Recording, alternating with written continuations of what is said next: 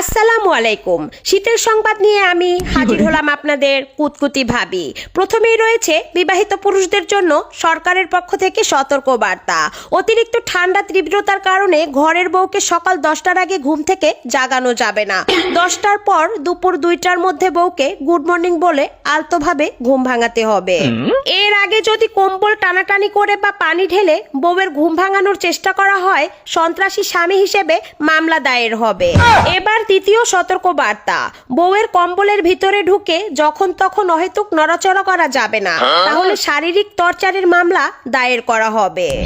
বিশেষ যে সতর্ক বার্তা রয়েছে সেটি হলো, বউকে মাসে একদিনের বেশি গোসল করাতে বাধ্য করা যাবে না, তাহলে নারী নির্যাতনের মামলায় 20 বছর কারাদণ্ড দায়ের করা হবে।